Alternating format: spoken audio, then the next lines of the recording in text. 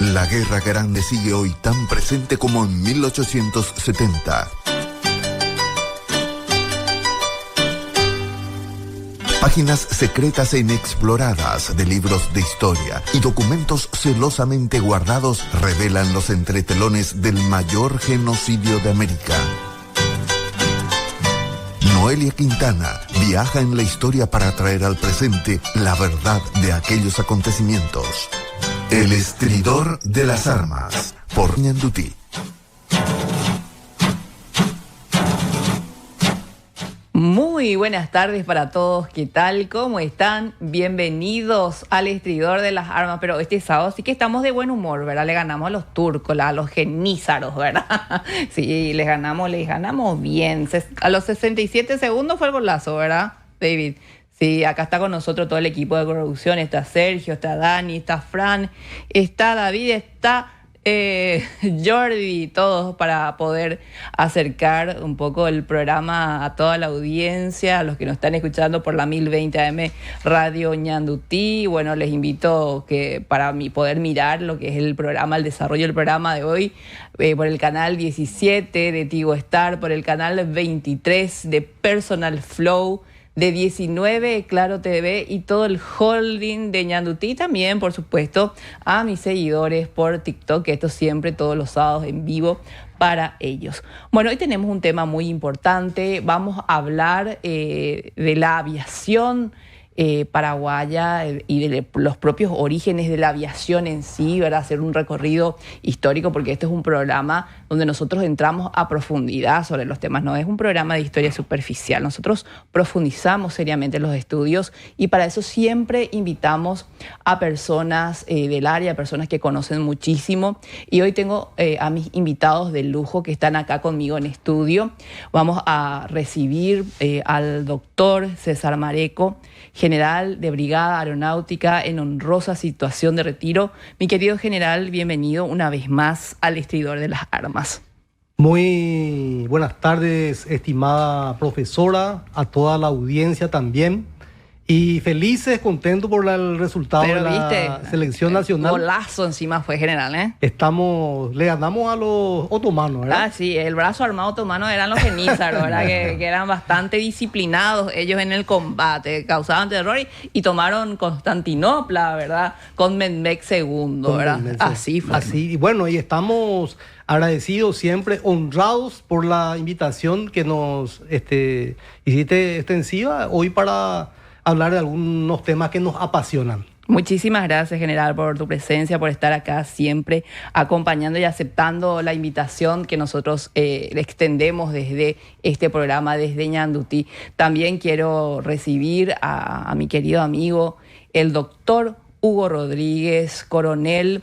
Justamente le estaba diciendo, es correcto decir, de diplomado de comando y Estado Mayor. Me dice, sí, así mismo, en honrosa situación de retiro. Querido coronel Hugo Rodríguez, bienvenido una vez más al Estridor de las Armas. Bien, buenas tardes, licenciada Noelia, muchas gracias. También buenas tardes para todo el equipo y para la cordial audiencia que siempre nos escucha, ¿verdad? Especialmente este programa que es muy importante, ¿verdad? Que nos identifica y va la redundancia con la identidad nacional, ¿verdad? Muchísimas gracias, coronel, por tu presencia, ¿verdad? Ambos doctores, tenemos que decir, esos estudiosos de lo que vendría a ser el desarrollo, la defensa, la seguridad.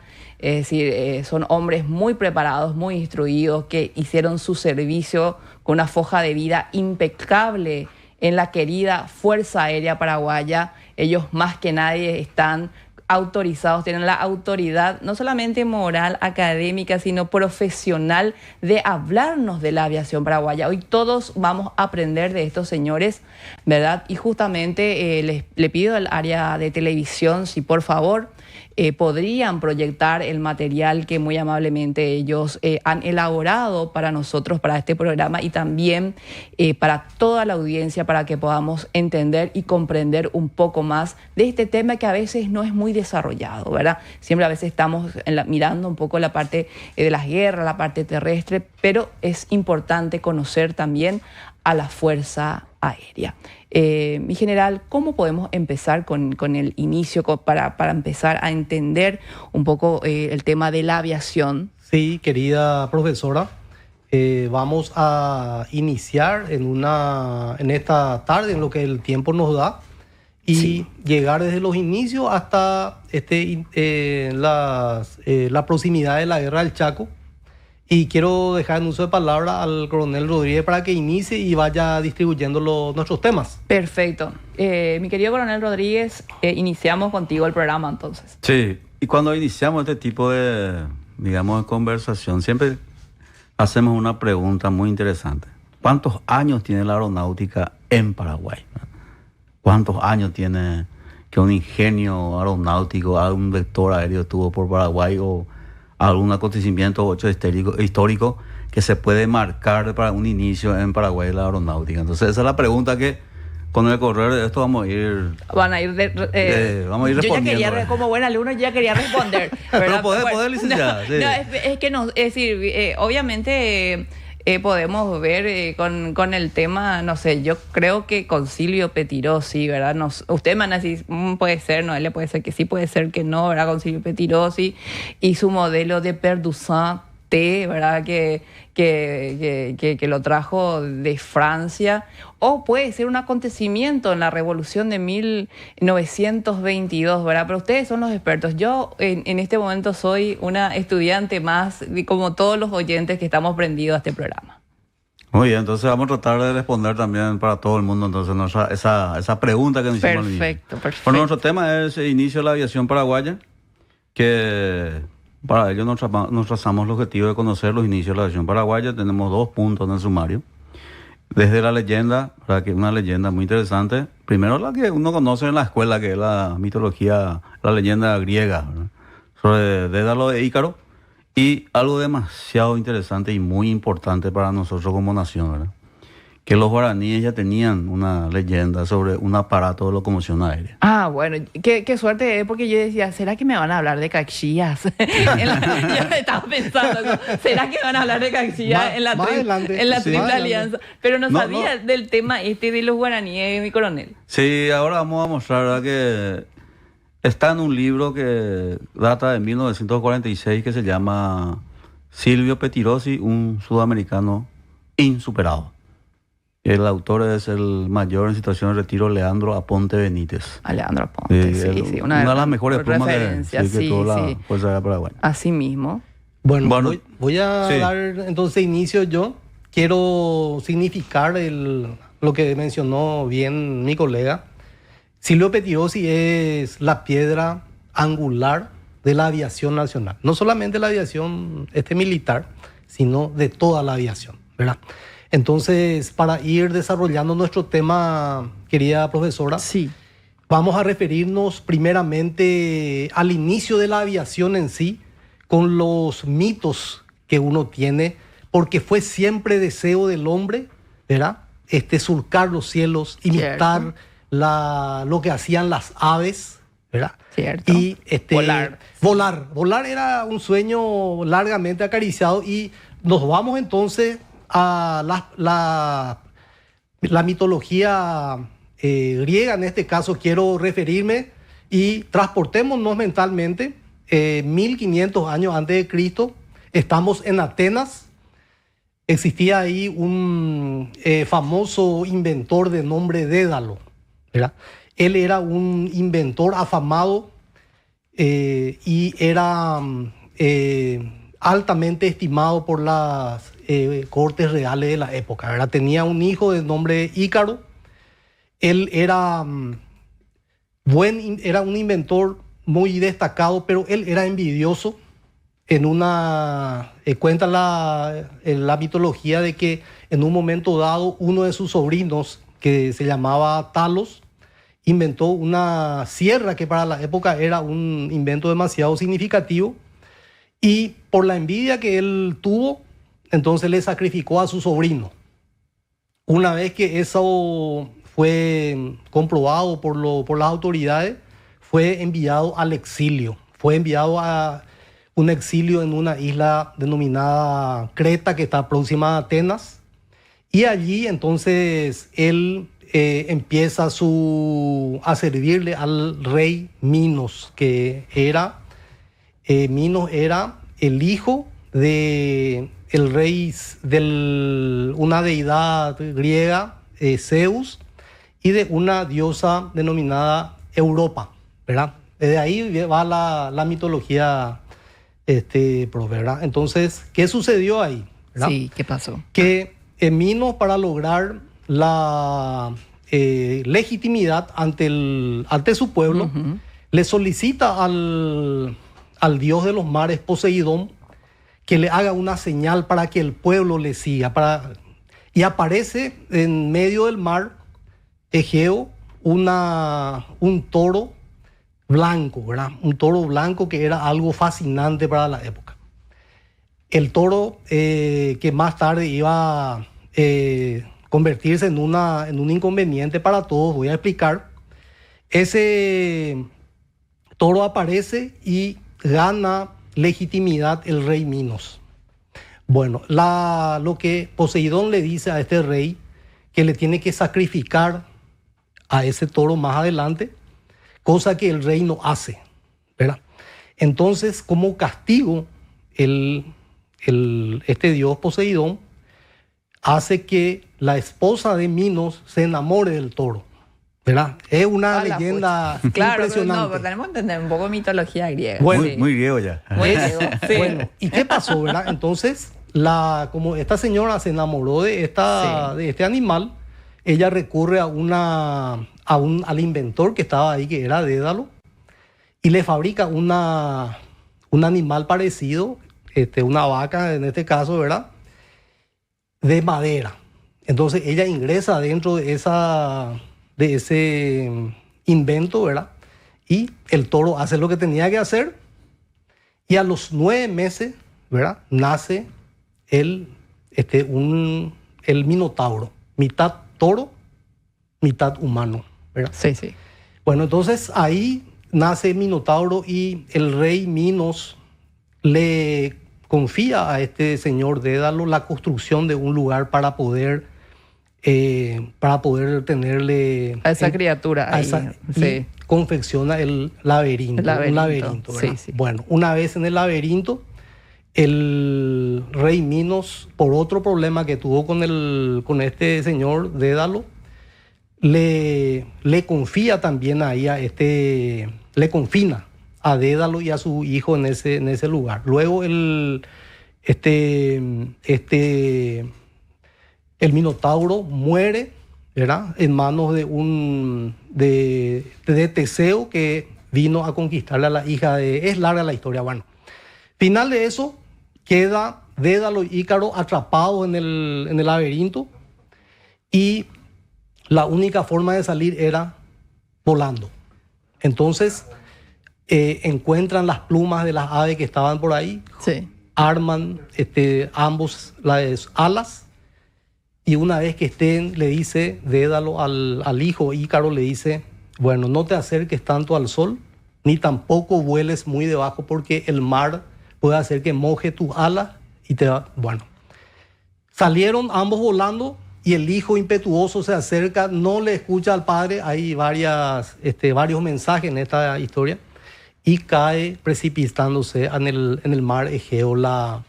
Entonces, esa es un poco la historia de Dédalo y Ícaro. Actualmente se encontraron ciertos vestigios del laberinto, ¿verdad? A pesar de que es una mitología, se encontró arqueólogos, sí, pero existe sí el mar de Icaria y una ciudad que lleva ese nombre. Entonces es cuestión ya de seguramente que en los próximos descubrimientos arqueológicos vamos a tener la certeza de esta leyenda. Y esto es el inicio de la aviación a nivel mundial, esta leyenda. Sí.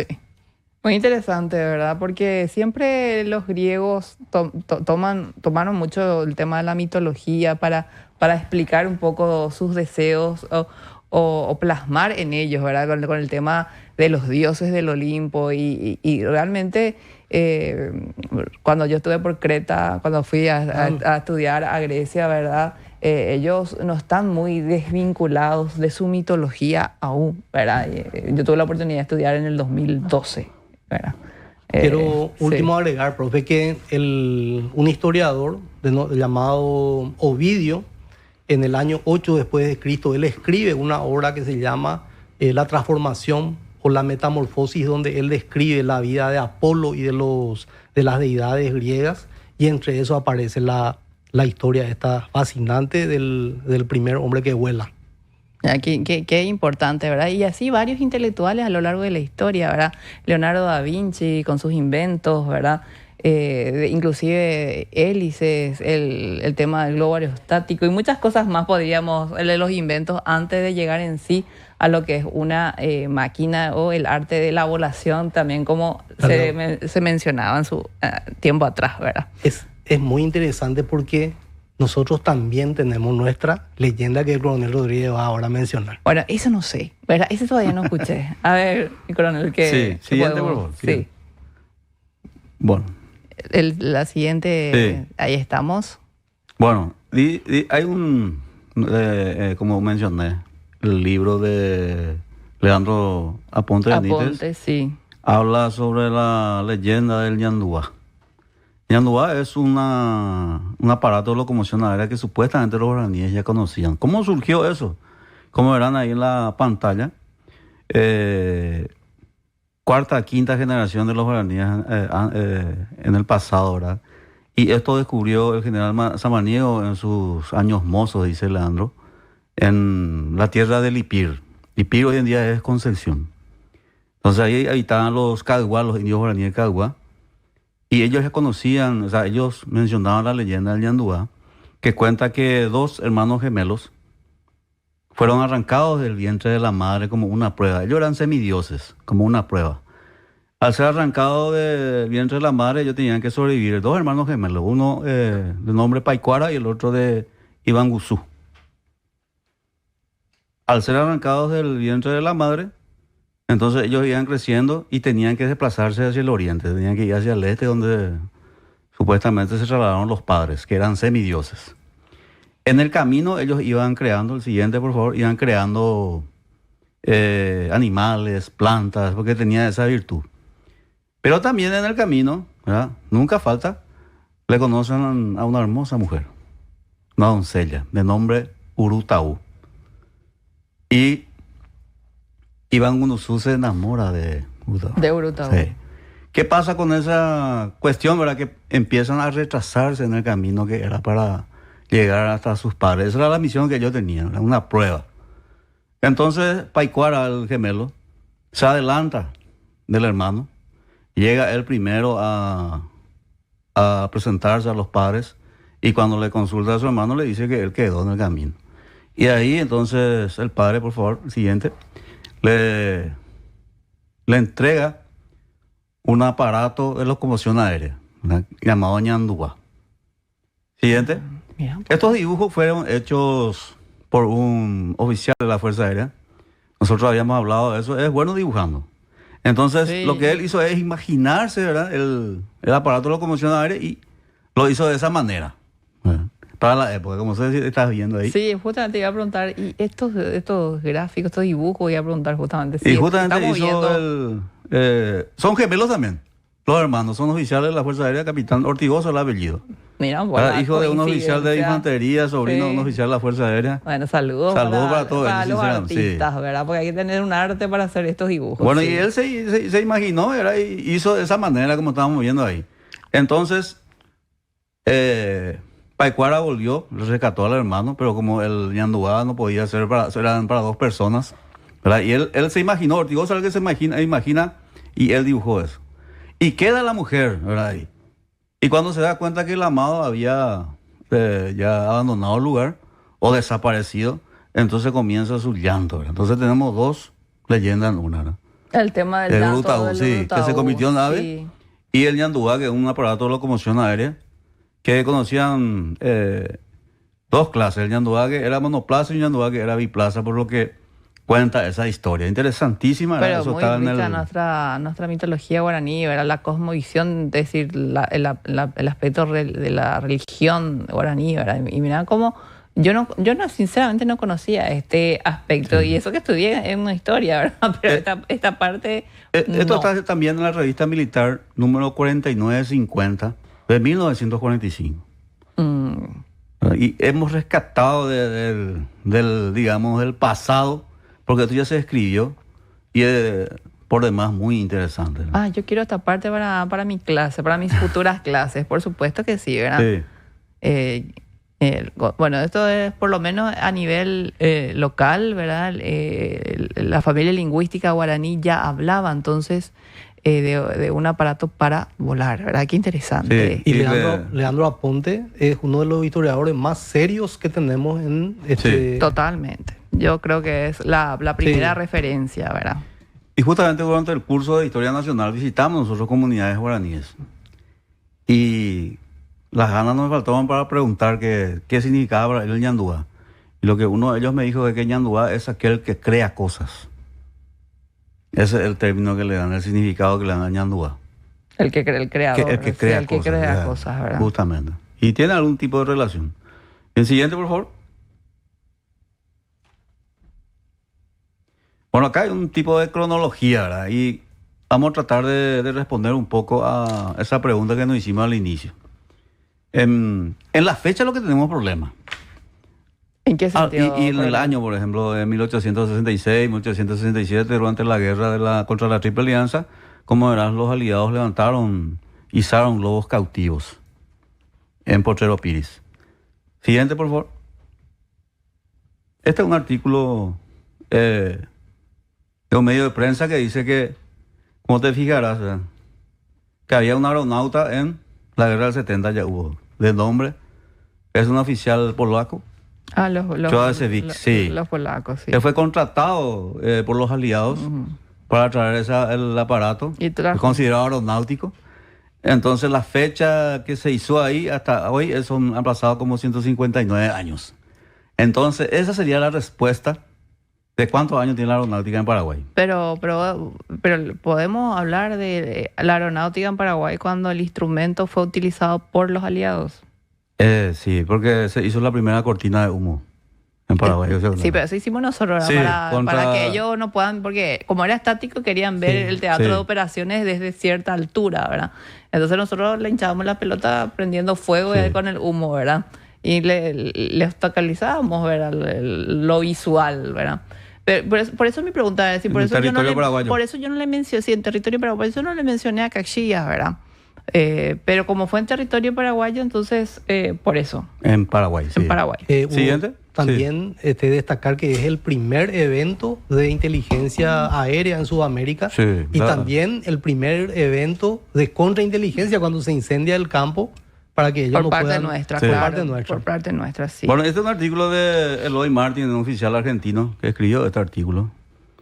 Y cuenta algunos detalles, tiene la foto. Siguiente, Sí. por favor. Y también el mapa, que es muy interesante, ¿verdad? Dónde se hicieron, y también el recorrido, ¿verdad? Pero las fechas no son iguales. Él dice que es el 29 de junio del 67. Y Leandro mismo en su libro Hombres, Armas y Batalla habla del 66, ¿verdad? Entonces ahí lo que hay un poco de duda. Y probablemente haya sido en el 67, coronel, ¿verdad? Porque Caxias, no, en el 66, en junio, todavía no estaba ocupando la comandancia, que estaba Mitre, ¿verdad?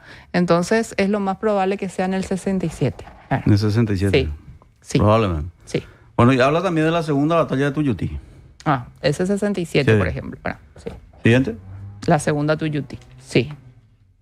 Bueno, acá está la imagen que trae este artículo de Lloyd Martin, ¿verdad? El dibujo de aquel globo cautivo que dice que se amarraba con cuerdas de 300 metros y lo sujetaban soldados.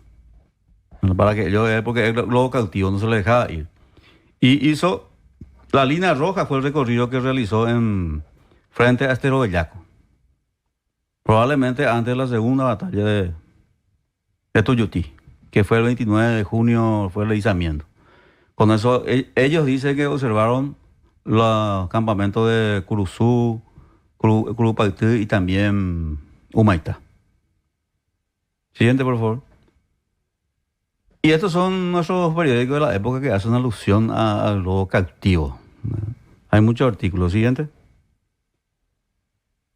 Que aparecen los globos cautivos, que se podía ver desde Humaitá algunos. Bien, siguiente. Ahora vamos en 1887, nace Silvio Pettirossi. Sí. Sí. Siguiente. También en 1912 arriba por primera vez una aeronave en Paraguay, que fue la aeronave Farman del piloto francés Pilot. Marcel. Sí, y hay un interesante libro que se llama El pájaro verde, porque tenía ese color el avión Farman que trajo Pilot, ¿verdad? Y eso fue en noviembre de 1912. En 1912 ya. Sí, 1912. Este libro escribió Luis Verón con el licenciado Sapienza. Es el primer artefacto aéreo, ¿verdad? Que llegó a nuestro país, y el primer presidente que vuela también. Sí. Con él. Primer presidente de Sudamérica que desembarcó en una aeronave fue Eduardo Scher, en 1912. Siguiente, por favor. Bueno, acá ya tenemos que hablar de nuestro gran padre de la aviación paraguaya, que es Silvio Pettirossi, que nace el 16 de junio de 1887. Hijo de un señor de nacionalidad italiana y su mamá paraguaya. Su papá, Antimo Pettirossi, que después resultó ser un gran patriota en Paraguay, ¿verdad? Antimo Pettirossi. Con edad de 7 años, él viaja a Espoleta para iniciar sus estudios primarios. También ingresa a un preliceo militar. O sea, él lo hace con 7 años y va a Italia. Y vuelve a los 14 años, ya con toda su formación hizo en Italia. Eso le permitió hablar, por supuesto, el idioma italiano, conocer otros idiomas como el francés, también el inglés. Sí. Él está con su hermano mayor, Sí. con Alfredo. Sí, está con su hermano mayor. Sí. Bueno, él volvió al Paraguay y también más tarde realizó el servicio militar obligatorio, donde le tocó la primera guerra civil de la Segunda República, ¿verdad? Cuando se une el Partido Liberal y toma el poder. Y él defendió un puesto y eso le valió un ascenso en aquel tiempo, ¿verdad? Era muy afable y animoso, tenía buen carácter, era carismático Silvio Pettirossi. O sea, hacía amistades con todo el mundo. Siguiente, por favor. Como en Paraguay, recordemos que en aquella época, 1904, 6, 8, se decía que la gente que se portaba mal tiene más revoluciones que el Paraguay, decía. Entonces era muy... Sí. Ahí aparece también el famoso Albino Jara en 1908. Entonces estaba difícil la situación en Paraguay. Y él viaja a Buenos Aires, 1910, y por ese carácter que tenía, ¿verdad? Que era muy amable, no tenía problemas también para socializarse. Conoció entre esas amistades a Jorge Newbery, un ingeniero, que es el padre de la aviación argentina. Sí. Eso hizo que él se conozca con este señor, le invitó a volar, él voló muchas veces con Newbery, y después le dijo que veía en él, ¿verdad?, un gran futuro en el tema de la aviación. Sí, eso fue alrededor del año 1912 aproximadamente, que él tuvo este contacto con el argentino. Sí. Entonces, le orientó para que vuelva al Paraguay y busque de alguna manera ser becado al continente europeo, especialmente en la cuna de la aviación de entonces, que era Francia. Siguiente. Él, en 1912, terminaba la Guerra del Centenario. 1911-12, él terminaba la Guerra del Centenario. Dice que vino a visitarle a un antiguo jefe. Pero ese antiguo jefe, que fue herido por esa inestabilidad de la guerra, estaba en la casa del general Escobar, Patricio Escobar. Y ahí se conoció también con él. Y fiel a su estilo, ¿verdad? No se guardó nada en ese momento para pedir, ¿verdad?, un apoyo para lo que era su cometido, ¿verdad?, que era viajar a Europa y estudiar aviación en Francia. Claro, yo puedo tener su brevet como piloto. Desde el primer momento, entonces, él fue apoyado, consiguió los auspicios, pudo hablar con las autoridades del momento y se le apoyó Entonces eso corrió como pólvora, dice Leandro, en Asunción. Todo el mundo ya sabía que un joven paraguayo iba a estudiar para ser piloto en Francia. En la meca Sí, de la aviación. en la meca, en la ¿verdad? cuna, sí. En la cuna de la aviación, En ese totalmente de Francia. Sí, Entonces Francia. él consigue, ¿verdad? En vez, no ganó antipatía, ganó más simpatía porque todo el mundo realmente lo apoyaba de alguna manera para que él pueda realizar este curso en Francia y ser el primer paraguayo en recibirse como piloto aviador. Él lo hace en octubre de 1912, viaja a Francia, llega a Francia en diciembre de 1912. Inmediatamente el cónsul de Paraguay en Francia le consigue las entrevistas para que él pueda hablar con la gente. Y en aquella época todavía no había escuela de aviación militar. Siguiente, por favor. Pero hace las gestiones de este cónsul y le consigue un lugar. Para eso él tenía que tener un grado militar, ¿verdad? Él fue subteniente de comisión inicialmente, para poder ser admitido con los pilotos franceses que hacían también la escuela, en una escuela civil, digamos, ¿no? Pero supervisado por el ejército francés. En ese interín de cosas, ¿sí? Esto es en la escuela en Reims, Francia. Reims, ¿verdad? Francia, sí. Ahí fue, ¿verdad? Sí, en bueno. la escuela de este señor que en francés es de Peruzán. Sí, Entiendo, yo estimo. No hablo tan bien francés, pero creo que es así. Sí, pero, coronel, sí. Por costumbre le decimos nosotros en la Fuerza Aérea de Perdusin, ¿verdad? De Perdusin, así como suena. ¿En serio? Sí, así como suena le decimos. Mira vos. Sí, Pero está lo bien, correcto es hablar castellano, francés, ¿verdad? Sí, pero está bien sin castellano. Bueno, entonces, llegó, le consiguieron, todos los astros se alinearon para Silvio Petirosi en aquella época, por el carácter que tenía, era muy jovial. Entró a la escuela en Reims, Francia, logró realizar el curso teórico, después comenzó a volar. En aquella época tenía que hacer como 17 pruebas, no eran misiones de vuelo en sí, sino era vuelta de pista, le llamaban. Tenía que subir el avión, despegar, hacer un tramo, 2 tramos y aterrizar el avión. Entonces, en el número 17 de ese tipo de misiones, sí, él fue autorizado, en el número 18 fue autorizado a hacer su examen final. ¿Ya? Está autorizado. Es como decir, está autorizado para su cheque, hoy en día le llamamos así. Cheque de la fase o cheque ya del curso de pilotaje. Sí. Él salió solo, se le autorizó salir solo, después ya estaba autorizado para su cheque, que tenía que hacer 10 horas como mínimo para tener derecho al examen. Y terminó las 10 horas y el 27 de enero de 1913 tenía que rendir su examen final. Pero es el vuelo que él le autorizaba a ser piloto, que le iba a entregar la licencia de piloto. Pero no era una licencia de para piloto. Entendernos, coronel, ¿verdad? Porque es decir, no siempre tenemos la suerte de tener gente entendida en el tema de aviación. Esas 10 horas de vuelo, ¿él tenía que hacer 10 horas continuado volando o tenía que bajar y subir? ¿Cómo estaba previsto esa evaluación? Bueno, en la época tenía que sumar las 10 horas, pero hay que pensar que en la época los recursos no eran tantos, o sea, como para salir y volar más de 2 horas o más de 1 hora. Los vuelos normalmente eran de 30 a 1 hora 20 por la autonomía de las aeronaves. Ya. Después, mismo en la cuna de la aviación, ellos estaban compitiendo por quién iba más lejos en aquella época. Los récords. Los récords. Competían así sí. también. Había una competencia fenomenal en Europa. De quién volaba más alto, quién iba más lejos, Pero quién eso duraba es más. espectacular. Sí. Sí, Entonces eso sí, desarrollaba la sí. industria de la aeronáutica, ¿verdad? Esa es muy buena pregunta, sinceramente. Porque desarrollaba la industria. Había una competencia en todo momento. De cruzar, de venir a América. En aquella época se estaba pensando de cruzar el océano en avión. Entonces los ingenieros de técnico no tenían descanso, ¿verdad? Porque era una competencia. Claro, la conquista del aire fue totalmente fenomenal, ¿verdad?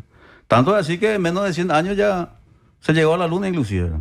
Porque se conquistó el aire en 1906 con Santos Dumont, ¿verdad? Después vino la controversia de que fueron los hermanos Wright, pero de 1906 a 1969 que se llega a la luna. Es muy corto el tiempo, proceso de pasar a la estratosfera. Sí, se desarrolló. Sí. Y las guerras también Sí, ayudaron. que Los ayudaron. alemanes, ¿verdad? Ayudaron las dos guerras. Las Ayudaron guerras las hizo guerras. evolucionar la aviación, profe. Increíble, Las guerras. ¿verdad? ¿Cómo era el sonido que decía de las trompetas de Jericó, de la Luftwaffe? ¿Verdad? Impresionante habrá sido eso. Y sí, eso ayudó. O sea que lo malo fue que las contiendas, ¿verdad? Las bélicas. No, obviamente, ¿verdad? Pero mirando el desarrollo de la aviación en sí, sí, ¿verdad? Bueno, y la prueba consistía en hacer, como dice ahí, hacer ochos. Ocho es hacer un dibujo de 8 en el aire, ¿verdad? Con el avión, hacer un 8 en el aire. ¿Se puede hacer eso? Sí, ustedes hicieron. Bueno, hoy le llamamos nosotros ocho perezosos. Hoy se le llama 8 perezoso, que es un 8 acostado. No es un 8 en la vertical. Que tampoco explica, pero en la época era 8 perezoso, como le llamamos hasta hoy. Un 8 acostado. Es decir, más bien un infinito, ¿verdad? Sí, un infinito. Sí, Bueno. sí. Un infinito, sí. Tenía que hacer en 2 oportunidades 5 veces. Esa era una de las pruebas. En 2 puntos de 500 metros. Entonces él ahí tenía que evolucionar. Esa era una de las pruebas. Después tenía que reducir el motor y de 100 metros tenía que aterrizar en un punto preestablecido. Otra prueba. Pero él brillantemente lo cumplió toda. Qué paraguayo extraordinario, y de repente es como que perdemos estos datos de él, ¿verdad? O no conocemos, ¿verdad? Todo lo que era, porque es un genio, ¿verdad? De cómo tenía tanta habilidad manejando su Deperduzán, ¿verdad? Que inclusive causaba envidia, grandes envidia, ¿verdad? Lo talentoso que era Silvio Pettirossi. Otro adjetivo que le ponen es que era muy temerario. Muy temerario. Él no entendía que existía la gravedad. Justamente. Siguiente, por favor. Bueno, el 17 de febrero él recibe su brevet de piloto número, miren la cantidad, 1128. En Francia, por lo menos, desde 1906 hasta 1913, en aquella época, en enero de 1913, había ya más de 1000 pilotos. Mira un poco. 7 años, en 7 años se desarrolló esto, ¿verdad? Y todas las escuelas estaban llenas. Y se recibían como 40 pilotos, 50 pilotos en cada. Y él llegó en diciembre y en febrero ya se recibió 2 meses. Prácticamente 2 meses se recibió como piloto. Tanta era la demanda y tanta era el desarrollo de la aviación en aquella época, ¿verdad? Que los cursos que eran también breves, pero breve. también, pero exigentes, ¿verdad? Exigente. También, ¿verdad? Y no estaban ajenos los accidentes. Eso nunca estuvo ajeno. Es que para ser piloto, creo, ustedes me pueden decir sí o no, profesora, ¿verdad? Hay una exigencia no solamente intelectual, ¿verdad? Por el manejo en sí, el conocimiento en sí del aparato, ¿verdad? Sino también física, ¿verdad? Por la presión al volar. Sí. Él no sufría nada de eso, increíblemente. Es decir, no tenía algún traje especial o algo por el estilo. En esa época Lo que no sentía era miedo, según las crónicas de la época. Bueno, entonces él no tenía esos problemas psicológicos ni físicos, ¿verdad? Para volar. Tanto así como era muy temerario, realizaba acrobacias que él sostenía que el piloto que realiza las acrobacias le va a salvar de algún accidente porque va a saber cómo salir de ellos, ¿verdad? Porque en aquel momento no era todavía tan controlable el avión como hoy día es, pero hoy día también siguen habiendo accidentes por cuestiones técnicas o por omisiones de ciertos procedimientos, ¿verdad? Bueno, entonces, tanto fue su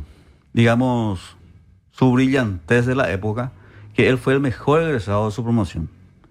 40 oficiales franceses y él fue el mejor egresado de la promoción de esa escuela. Trajo mucha alegría a Paraguay, se conoció la noticia, se armaron comités para apoyar a Silvio Pettirossi, para conseguir dinero, y eso es un dato muy importante del cual habla Leandro, que una aeronave estaba entre 3.000 pesos oro, dice él, hasta 8.000 el mejor, en la época. Entonces acá él recibió una ayuda monetaria gracias a la organización social, el apoyo social. No. ¿Cómo fue que consiguió para tener su propio...? Para tener, el gobierno lo apoyó. Y sí. Sí, pero que era un acontecimiento extraordinario. Sí, desde 1906 recién se conoce que el hombre puede volar, ¿verdad? Y para 1913 había un paraguayo ya que salió mejor egresado, se elevó la tricolor bandera. Entonces era un acontecimiento excepcional. El nombre de su avión era Paraguay. Sí, le bautizó Paraguay. Él recibió los fondos de Paraguay para que se fabrique un avión, ¿verdad? Con, especificaciones técnicas que él mismo propuso Eso sería Es decir, el avión que él pilotaba, él pidió que tenga ciertas características para volar. Sí. Más de lo que ya se conocía luego en Francia, de cómo el diseño del... Bueno, vamos a agregar de ciertas partes o ciertos detalles más. Sí, como veremos ahí está el avión que él... ¿Por qué recibió eso? Porque él hizo un vuelo, ¿verdad? De distancia, digamos, de 750 kilómetros a Burdeos, de París a Burdeos. Sí. Y al llegar a Burdeos, él hizo el vuelo invertido. Y fue sensación. Llegó con cabeza abajo. Eso causó furor. Le elogiaron, le llamaron el hombre pájaro. Era muy conocido ya Silvio Pettirossi para aquella época. Esas noticias llegaban a Paraguay, ¿verdad? Y eso le valió. La prensa con él, ¿verdad? La prensa, la sociedad en aquel entonces. Y le dieron los fondos para mandar a hacer el avión que estaba ahí en pantalla, que es el de Perusin, es un motor de 60 HP. Y le llamó Paraguay. Paraguay le llamó al avión. Era muy acrobático, muy maniobrable. Bien, antes de eso, él pide, o sea que en 1914 pide, un año después ya de haberse... Esto es todo madera, coronel. Madera y estructura de metal en algunas partes. Su gemelo está ahí en el aeropuerto Silvio Pettirossi. Sí, sí. En el área pública. Está Sí. colgado uno. Hay estructura de metal que tiene. Ahí el armaje. Y en San Bernardino hay otro que se está recuperando. Sí. Entonces, En el club de vuelo. no había otro calificativo excepcional. Era su desempeño en el... Bueno, entonces él pide en Francia, ¿verdad?, reunir a un equipo técnico especializado que fungía de jurado. Porque en aquella época había una maniobra que se había inventado no hace mucho, que se llama looping de look, que es hacer un círculo en la vertical, ¿verdad?, con el avión. Y el récord lo tenía un capitán francés y llegó a la cantidad de 8. Y como él ya era conocido, que era temerario, hacía las acrobacias, entonces le otorgaron el permiso frente a ese jurado. Y ahí él hizo con un jurado ya especializado, todo fue muy técnico y formal, ¿verdad? Entonces él realizó el despegue, ya en 30 metros ya estaba ascendiendo. Sí. Yo estoy escuchando algún ruido externo que es ópera. Si pueden, por favor, ver, porque me dificulta poder escucharle a mis invitados, por favor. Sí. Bueno, entonces, reunidos todos los jurados y el público en general, Sí. él vuela, asombra ya en su propio despegue, asombra al público, se prepara para hacer la maniobra que se llama looping de look. Normalmente hoy lo conocemos como looping. El avión sube y hace un giro de 360 grados en la vertical. Bueno, esa la tenía un oficial francés que llegó hasta 8 de maniobras acrobáticas. Es decir, 8 giros en la vertical. Sí. 8. ¿Cómo se hace eso? ¿Subiendo? ¿Así? Bueno, la nariz del avión, ¿verdad? Sí, por favor. Baja la nariz, gana una velocidad y estira. Él queda montado todo eso el avión. Estira y cuando llega a girar 180 grados, él está sobre su cabeza, ¿verdad? Ay, por Dios. Pero en el aire, ¿verdad? Por Dios. Bueno, es una maniobra acrobática que hoy día se hace. Se hace normal. Eso es para ganar confianza realmente, ¿verdad? Al bajar, eso hay una fase que se llama... Ganar tu vida también. No, Qué bárbaro. Hay una fase que se llama fase acrobática dentro del curso de pilotaje, justamente. Y se hacen todas estas acrobacias. Todo. Sí. Es decir, todos los pilotos actuales tienen que hacer... En la pilotos y aviadores militares. Qué bárbaro. Bueno, entonces él hace los 8, supera los 8, 9, 10. Según la crónica de la época, él llegó a 37. Pero el jurado le computó 30, con el que él ganó. Se convirtió en nuevo récord de la época. Es decir, de seguido hizo 30. 37. Pero le computaron 8. ¿Y por qué le sacaron eso? 8 más, pues ya, sabes que eso es un exagerado. Y si te pones demasiada exageración. Sí, ya. Bueno, pero igual la gente sabe que hizo 37. Y el récord lo tenía un francés. Con 8. Con 8. Ah, bueno. Y él hizo 30, fue computado oficialmente. Tanta fue la felicidad, el asombro de la gente. Qué genio, Pettirossi. Sí. El jurado y los oficiales que estaban en aquel entonces ordenaron que se hice la bandera de la nacionalidad del piloto. La bandera paraguaya. Dice que él llegó hasta las lágrimas cuando vio siendo izada nuestro pabellón en Francia, ¿verdad? El rojo, el blanco y el azul. Bueno, esa es una de las proezas. Él volvió hacia Sudamérica, llegando a Buenos Aires, ¿verdad? Se embarcó el 8 de marzo. Y en Buenos Aires hace exhibiciones. Dice que llegó a reunir casi 50.000 personas. Siempre estaban las mayores autoridades, el presidente de la República, ministros. Asombraba Todos a le todo el querían mundo. ver Sí, volar. asombraba a todo el mundo. Como verán, ¿qué es lo que más hacía ahí? Es el vuelo invertido y las S que hacía a baja altura. Había maniobras que se llama de acrobacia hoja seca, ¿verdad? La caída de ala. Él paraba el motor y la gente se asombraba, pensó que paró el motor y ya venía en picada, ¿verdad? Metros antes del suelo, Por él arrancaba Dios. la aeronave, recuperaba, ¿verdad? Y había gente que se desmayaba entre el público. Y sí. Del asombro, ¿verdad? Desde Buenos Aires, que ganó muchísimas, digamos, fanáticos. Y la noticia se regaba como pólvora aquí en Sudamérica. Recibía invitaciones de todos lados, ¿verdad? Pero todavía no venía a Paraguay. En Paraguay le dieron la misión que él fuese presidente del Aeroclub de Paraguay, que así fue. Entonces, ¿cuál era la misión cuando él fue a Francia? Que a su vuelta tenía que crear la Escuela de Aviación Militar. Que él iba a ser el primer director, ¿verdad? Bueno, de ahí va a Río de Janeiro. En Río de Janeiro él es recibido por una multitud. Todo el mundo estaba esperando. Enloquecido por él. Sí, estaba enloquecido. Esperándole al hombre pájaro, al rey del aire, as de haces, todos los objetivos que podíamos conocer en la época. Ahí asombra nuevamente, ahí él hace lo que se llama un looping invertido. Él inventa el looping invertido, que fue fotografiado, digamos, y también retratado en figuras así, ¿verdad? De su maniobra, en periódicos de la época. Que, según nuestro autor, él tenía en su poder en aquel momento. Estábamos hablando de 1946. Vos explicaste que el looping normal era que subía la nariz y cómo sería. El looping invertido. ¿Cómo sería así? El invertido? Empieza invertido. Y hace... Qué barbaridad.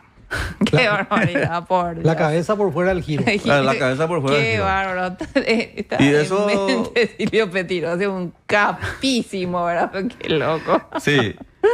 Él va a Río de Janeiro el 24 de abril, hace exhibiciones ahí, en mayo, el 9, el 10 y 13 de mayo, ¿verdad? Y como dicen algunos, dice la crónica de la época, a la prensa le faltó tinta, dice, de tanta emoción y asombro que rescataban, ¿verdad? Nunca habían visto algo semejante. Dice que las damas de Río de Janeiro le tiraban flores, era al revés ya ahora, ¿verdad? Flores le tiraban cuando él se bajaba del avión, en su exhibición. De ahí se fue a Uruguay. Qué ídolo, Sí. sí. Partió a Uruguay el 22 de mayo de 1914. Entonces él inició en octubre su ida de 1912, su ida a Europa. 1913 ya se recibió de piloto. Ahora está de vuelta haciendo exhibiciones en 1914. Exhibiciones en Pero se Argentina, ganó en Brasil, cariño, pasa a Uruguay. el cariño de la gente también en Francia. En cada parte donde Sí. estaba, sí. Y ahí llega a Uruguay, ¿verdad? Y hay varias crónicas de la época que dice: Montevideo no olvidará jamás aquel día, porque jamás se vio un espectáculo más impresionante. Fue llevado en andas cuando bajó su aparato. Él Qué todavía ni- bárbaro. Qué bárbaro. Y después hay una crónica muy interesante, algo que escribió la prensa. Fue amarrado a tierra por una mujer de lindos ojos. Cayó nuestra. La amarraron a la tierra. Y esa señorita Su se esposa, llamó ¿verdad? Sí. Sara Usher Conde, que le conoció en 1914. Bien por Sara, él. Sí, en 1914 le conoció. Que no solo tenía lindos ojos, dice, también tenía un rostro angelical y una belleza física fenomenal, decía en las crónicas de la época. Bueno, Hablaban bien de ella entonces. Sí, muy bien. Sí, Era sí, una- sí. con mucha educación, dice que estudió en Francia, estuvo por los Estados Unidos, Sara Usher Conde, hablaba inglés, francés. Bueno, tenía varias... Cualidades Varias esta mujer, cualidades. sí. En Montevideo asombra también a la prensa y de ahí tiene que pasar a Chile, que es la siguiente diapositiva.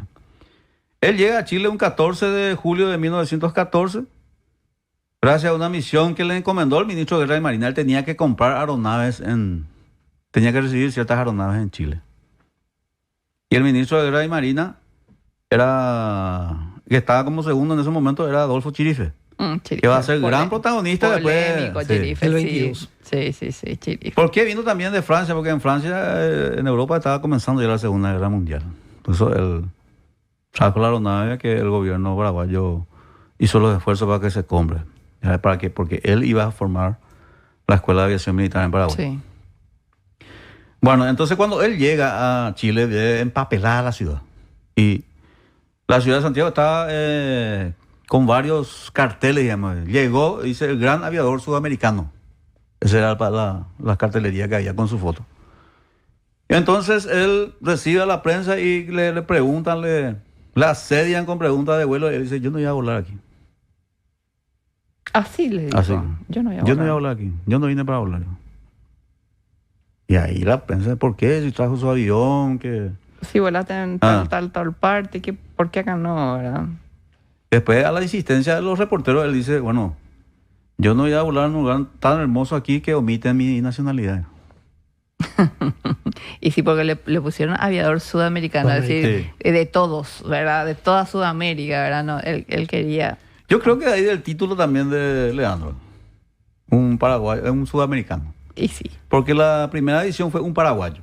La segunda ya fue un sudamericano. Es que querían que sea de todos. Sí. Pero era nuestro, gente. Era paraguayo, sí. Entonces después le convencieron, ¿verdad? Por supuesto, seguramente, y estimo yo que esas cartelerías ya habían cambiado, ¿verdad? En Chile, él sufre su primer accidente. El 16 de julio. Como lo entendemos aquí en fotografía de la época, que fueron facilitadas por el licenciado Sapienza para enriquecer nuestra presentación. Toda esta fotografía está en poder del licenciado Sapienza, ¿verdad? Qué bueno. Sí. Tiene un archivo increíble. Muy entonces. interesante. Sí, muy interesante. Bueno, entonces así, él se accidenta la primera vez. ¿Por qué menciono esto? Porque en su trayectoria él nunca se había accidentado. Solamente en Chile se accidentó, no una, sino 2 veces. ¿Verdad? Y él mencionó, ¿qué le pasa? Le dijo, me persigue la Jetta. Yo pensé que era de otra época más eso, pero él mencionó eso, me persigue la Jetta ese. En Chile. En Chile. ¿Tuvo algún desperfecto? Tuvo desperfecto la aeronave. No se sabe qué desperfecto tuvo. El terreno cuando pisó en falso y hizo un giro y fue a chocar contra la... Tampoco pudo, en la segunda aterrizaje, tampoco pudo parar el avión porque no tenía frenos el avión en aquella época. Creo que tenían algo atrás, ¿verdad? Y que después tenían que correr detrás y con una cuerda tratar de sujetar. Sí. ¿Y cómo se hacía eso si venía una velocidad tan grande, verdad? No, estos aviones no tenían gran velocidad en el aterrizaje. ¿No tenían? No era muy, porque era de 60 HP nomás el motor. ¿Pero qué tenían atrás en la cola así que pese, así para dar un contrapeso? No solamente el tema de las cuerdas. Ruedas también... de atrás, lo que no tenían ruedas. No tenían. Era una estructura más fuerte nomás. Lo que tenían atrás. Pasa que la tracción de la aeronave es el motor, ¿verdad? Cuando uno reduce todo el motor no tiene tracción, pero se sigue desplazando, ¿verdad? Y se detiene cuando termina el impulso que tenía al aterrizar. Pero eso se podía atajar con personas, ¿verdad? Que ya con cuerda que se tiraba al avión, o las mismas personas podían acercarse a la aeronave porque ya tenía una carrera mucho más lenta de lo que... de lo que es en vuelo. Sí. Bueno, el 13 de noviembre de 1914, después de Chile, después de su accidente, que él había manifestado, me persigue la Jetta, le dejó la Jetta ya en Chile. Sus 2 accidentes, después pudo hacer las maniobras acrobáticas ya, y después viene a su terruño natal. Y hay una imagen. Un verso muy interesante, una crónica que escribió Leandro, dice, llegó el 13 de noviembre de 1914, llegando a Paraguay, los rayos del sol jugueteaban caprichosos sobre las vastas aguas del río epónimo, que nos identifica totalmente nosotros con el Centro de Estudios Soberanos Río Epónimo. Ahora entiendo, ¿verdad?, por qué ustedes eligieron este nombre. Y hablando de eso, disculpa que te interrumpa, coronel, estoy viendo, ¿verdad?, que ya tienen una visión bastante estructurada, generar pensamiento estratégico, conocimiento, la visión de constituirse en un centro de referencia nacional. Veo que tienen muchos diplomados, ¿verdad?, en historia nacional, en historia universal, en liderazgo para líderes. Ese es el que se está cerrando prácticamente, pues ya inició hace un tiempo. para líderes de nivel estratégico, ¿verdad? Oratoria para líderes, inglés, diplomado en geopolítica también, jornadas culturales, qué lindo, ¿verdad? Y estaba mirando el cuerpo docente, ¿verdad? Estaba el general de brigada retirado Gerardo Maldonado, también el general de brigada retirado Eladio Araujo, y así una lista de docentes donde también me incluyeron a mí. Muchísimas gracias. De hecho que está, profe. Sí, estoy acá, ¿verdad? Realmente con docentes muy, muy destacados y conocidos, ¿verdad? En las casas más altas de estudios del país, ¿verdad? Entonces el Centro de Estudios Soberanos Río epónimo, ¿verdad? Construyendo un futuro soberano. Así mismo, licenciada. Bueno, Petirosi fue recibido en Asunción como un héroe, como lo que era. Como lo que era, ¿verdad? Con todo lo que Imagínate, ya... Sí. La fama que ganó en Argentina, Uruguay, una llegada Brasil, triunfal. Chile. Una llegada triunfal. Sí. Una multitud lo recibió a la cabeza, dice las crónicas, estaba la banda de la policía. Y dice, hay otra interesante anotación, ¿verdad? Pero tenemos 4 minutos para cerrar el programa. Acá los muchachos ya me están diciendo, profesora, tenemos 4 minutitos. Yo quiero continuar con este tema, señores, ¿verdad? Porque es un tema muy profundo, hay muchas cosas que analizar, no solamente la vida del padre de la aviación paraguaya, Silvio Petirosi, sino que todo lo que conllevó después la presencia aérea en la historia nacional. Espero que me puedan escribir, pues yo sé que son señores muy ocupados, ¿verdad? Pero para tener una continuidad de este tema, ¿verdad? ¿Cómo podemos cerrar acá lo de Silvio Petirosi, coronel, en estos minutitos que nos quedan? Bueno, yo estoy totalmente de acuerdo con el título del libro que dice que es un sudamericano insuperado. Para la época, 7 años después que se haya inventado, o sea, que haya el hombre conquistado el aire con un aparato de locomoción aérea, él logra la hazaña, ¿verdad? Logra ser recibido en todos los países como rey del aire. Su última actuación fue en un torneo internacional en los Estados Unidos donde ganó. La bandera nacional fue izada nuevamente ahí y el público lo ovacionó como el rey del aire. Así ese es el término que se utiliza. Nada más y nada menos. Sí. General, ¿algo que quieras acotar? El Paraguay no está lejos de los logros internacionales, como bien mencionó el coronel Rodríguez, 1906, y nosotros ya en 1912, un paraguayo estaba... maravillando prácticamente al mundo, ¿verdad? Con sus hazañas, ¿verdad? Como piloto, ¿verdad? Y también, profesora, la invención del avión, ¿verdad? Que hizo que la humanidad sea consciente que el espacio aéreo tiene que ser conquistado y regulado.